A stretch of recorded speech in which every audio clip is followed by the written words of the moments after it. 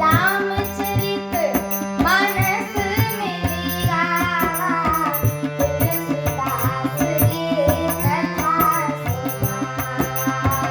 जाग बलिक जो कथा सुहाई, भरद्वाज मुनि बरन सुनाई।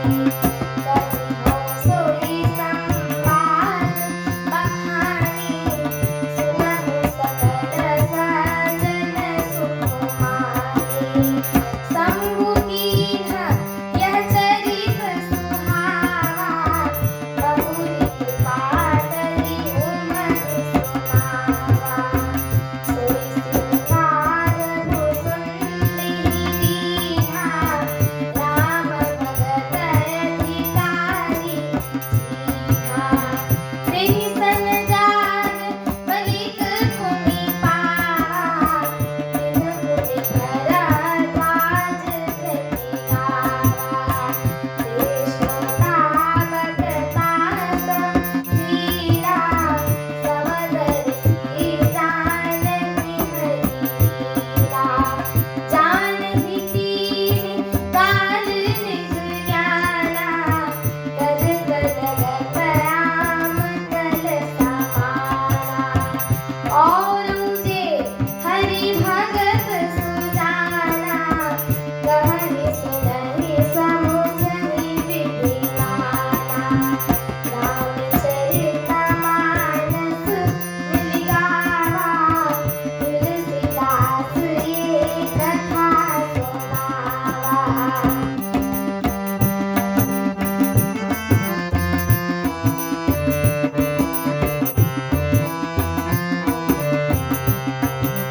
मैं पुनि निज गुर सन सुनी, कथा तो सुकर खेत।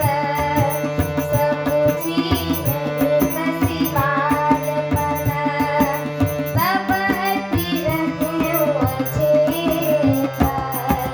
श्रोता बंधता ज्ञान निधि, कथा राम के गुण। तिनि समुझो मैं जीवन, जड़ गली मलक त्रिभुवन।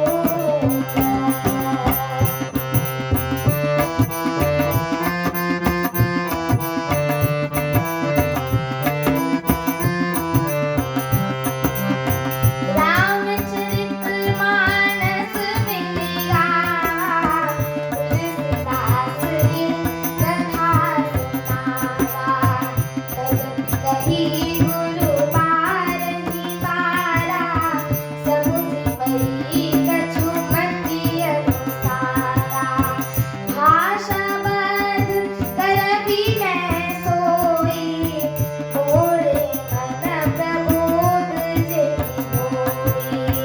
जस कछु बुद्धि विवेक बल मेरे, तस कहिहउँ जिय हरि के प्रेरे।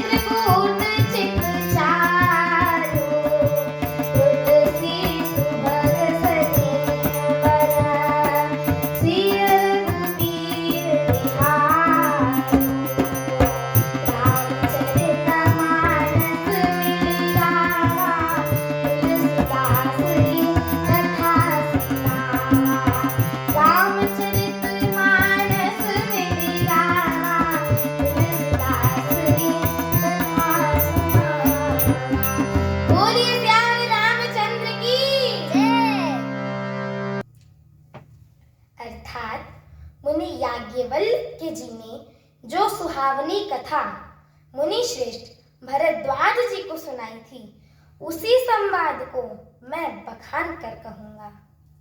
सब सज्जन सुख का अनुभव करते हुए कृपया उसे सुने।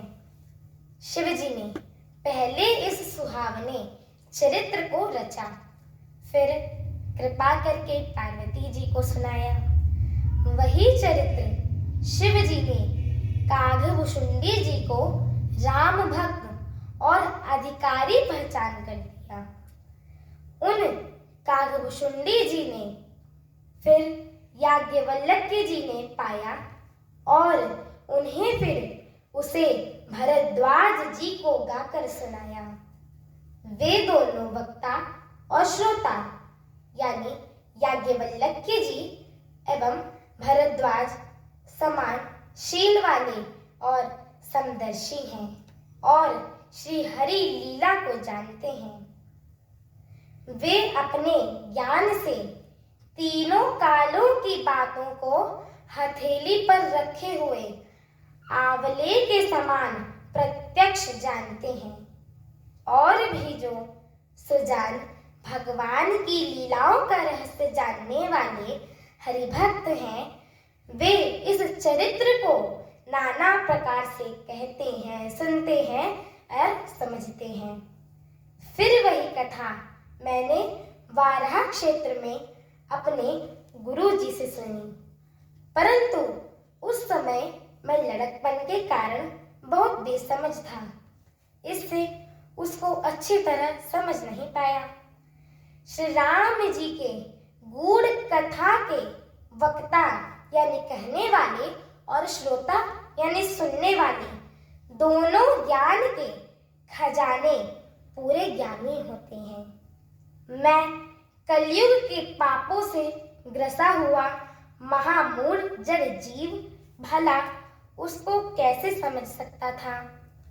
तो भी गुरुजी ने जब बार बार कथा कही तब बुद्धि के अनुसार कुछ समझ में आई।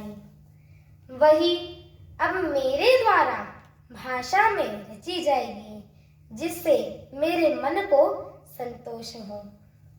जैसे कुछ मुझ में बुद्धि और विवेक का बल है, मैं हृदय में हरि की प्रेरणा से उसी के अनुसार कहूँगा। मैं अपने संदेह, अज्ञान और ब्रह्म को हरने वाली कथा रचता हूँ, जो संसार रूपी नदी को पार करने के लिए नाव है। श्री राम कथा पंडितों को विश्राम देने वाली, सब मनुष्यों को प्रसन्न करने वाली एवं कलयुग के पापों का नाश करने वाली है। राम कथा कलयुग रूपी सांप के लिए मोरनी है और विवेक रूपी अग्नि के लिए प्रकट करने के लिए अरणी यानी मंथन की जाने वाली लकड़ी है। अर्थात इस कथा से ज्ञान की प्राप्ति होती है। राम कथा कलयुग में सब मनोरथों को पूरा करने वाली कामधेनु गौ है और सज्जनों के लिए सुंदर संजीवनी जड़ी है। पृथ्वी पर यही अमृत नदी है, जन्म मरण रूपी भय का नाश करने वाली है और यही ब्रह्म रूपी मेंढकों को खाने के लिए सर्पिणी है। यह राम कथा असुरों की सेना के समान नरकों का नाश करने वाली और साधु रूपी देवताओं के कुल का हित करने वाली पार्वती दुर्गा है। यह संत समाज रूपी क्षीर समुद्र के लिए लक्ष्मी जी के समान है और यही संपूर्ण विश्व का भार उठाने वाली पृथ्वी के समान है।